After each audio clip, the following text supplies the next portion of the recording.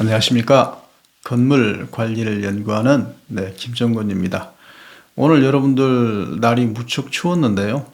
잘 보내셨는지요? 여기 창원에는 오늘 영하 3도, 12시 기준으로 영하 3도의 기온을 유지하고 있더라고요. 경상남도, 특히 우리 남부지방 중에서도 창원이 낮에 영하 3도를 유지하는 것은 잘 있는 일이 아닙니다. 저는 아까 말씀드렸던 것처럼 시내에서 볼일을 보고 오는 길에 꼭 기름을 이렇게 채워야 되는 그런 시점까지 차에 연료가 거의 바닥이 나서 주유소에서 잠시 기름을 넣는다고 이렇게 나와서 기름 넣는 순간 그 몇 분이 너무나 춥더라고요. 기온도 낮은 데다가 바람까지 강력하게 부니까 몸이 움츠려들고, 그래서 집에서 좀 휴식을 취한 다음에 저녁을 먹고 이제 영상을 한번 찍어보는 시간을 갖고 있습니다.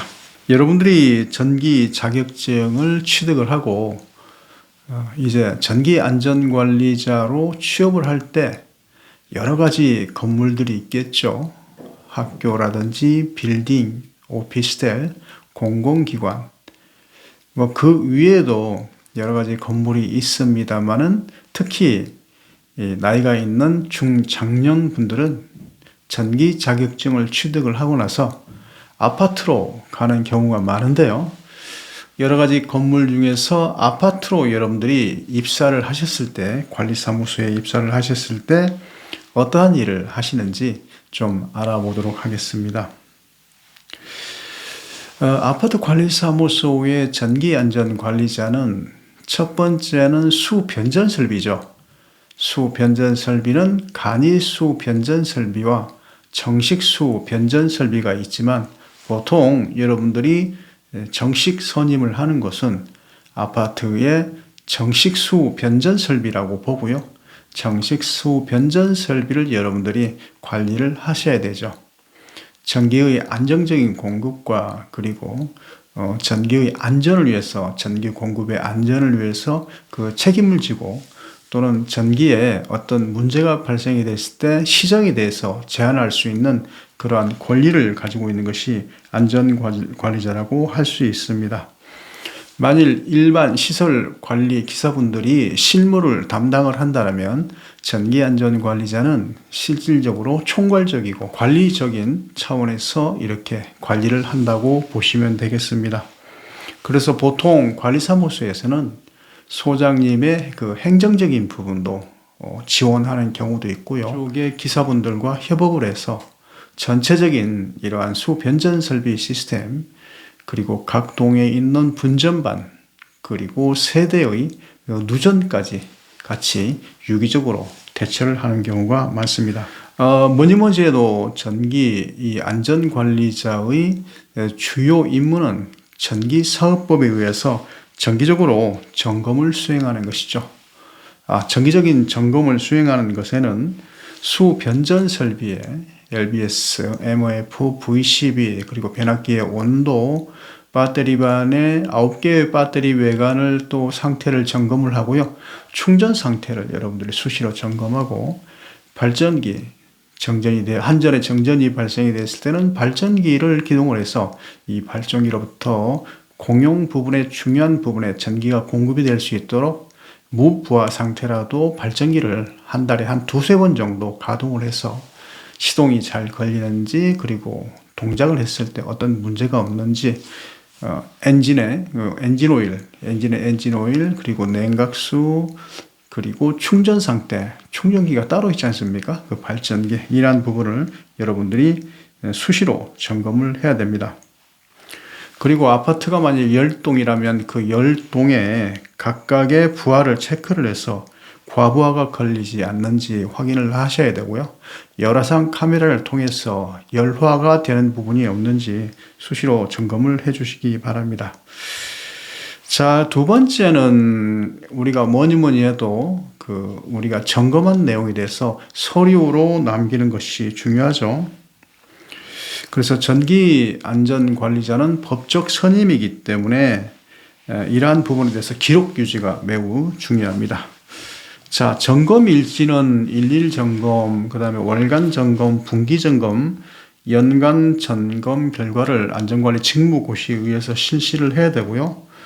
법정 검사가 보통 2년에서 3년 정도의 한국전기안전공사에서 실시할 때 그곳에 같이 이렇게 입회를 해서 전기 검사를 같이 도와서 어떻게 보면 오퍼레이터는 전기안전관리자가 하거든요. 하고 그리고 어떤 문제가 발생이 됐을 때는 이 부적합 사항을 입주자 대표회의 소장님과 논의해서 처리를 해야 되는 부분이죠.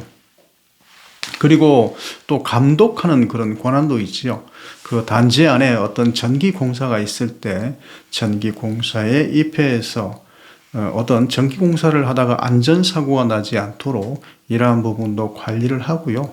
그리고 그 아파트 내에서 그 요구했던 이러한 설계를 했던 부분의 공사가 차단기 그리고 전선 그리고 이러한 공사가 시방세에 맞게 공사가 잘 되는지 이러한 부분도 여러분들이 챙기고 감독하는 것이 전기안전관리자의 의무다 이렇게 할 수 있습니다.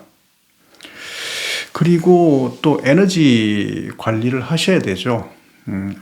바로 오전에 제가 말씀을 드렸던 이러한 수변전 설비와 그리고 공용과 세대에 사용하는 이러한 전기량의 역률이 잘 컨트롤되고 있는지, 역률이 잘 제어되고 있는지 이러한 부분을 여러분들이 꼭 수시로 점검을 해서 전체 전력 효율과 이 공동 전기료 요금이 적정하게 나올 수 있도록 여러분들이 관리를 해 주셔야 됩니다.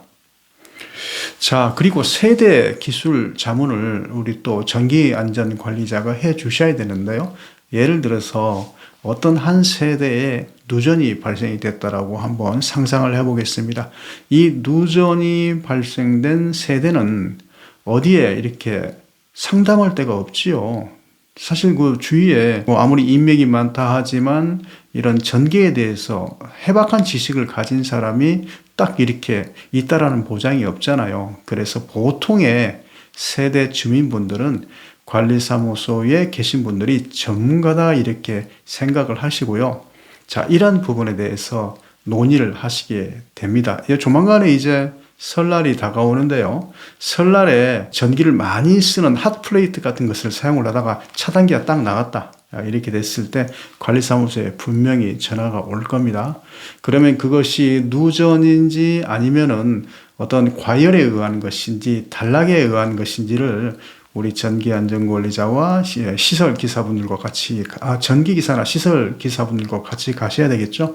보통 아파트 관리사무소는 이름상으로는 시설기사, 기전기사, 전기기사 이렇게 나누지만 실질적으로 작업은 같이 가는 경우가 많습니다.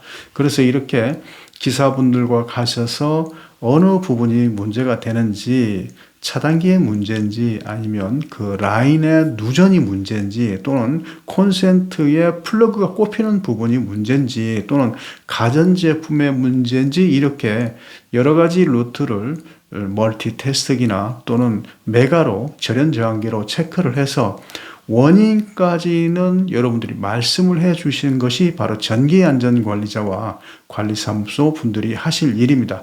그렇다고 해서 전등을 교체한다거나 그 다음에 전선을 새로 교체한다거나 이러한 부분은 공사의 개념이 될 수 있으니까요. 그 단지에 맞게 위법하지 않도록 어느 정도 유도리는 있을 수 있지만 법적인 문제는 나중에 책임을 져야 된다는 거 이러한 부분도 전기안전관리자가 잘 판단을 해 주셔야 되는 부분이라고 생각합니다. 자, 저녁에 잠자리 들기 전에 좀 시간이 있어서 간단하게 우리 공동주택에 입사하시는 전기안전관리자는 어떤 일을 하는가에 대해서 말씀을 드렸는데요.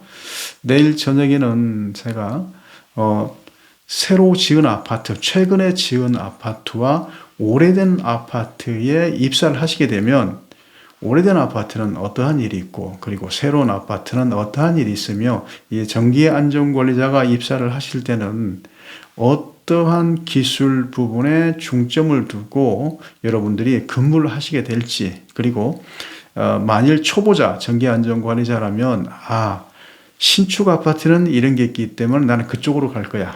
그리고 또 오래된 아파트는 이런 장점이 있기 때문에 이리 갈 거야. 아니면 오래된 아파트를 먼저 가서 나중에 경력을 쌓아서 새로운 아파트로 갈지, 새로운 아파트를 먼저 가서 나중에 어느 정도 나이가 되면 오래된 아파트로 갈지, 또는 뭐 아파트 아니더라도 그러한 그 건물만의 특성을 여러분들이 잘 알고 가신다라면 좀 더 쉽게 적응하고 좀 더 원활하게 여러분들 직장 생활을 할 수 있지 않을까라는 생각을 가지면서 자, 이쯤에서 영상을 마치겠습니다. 편안한 밤 되십시오.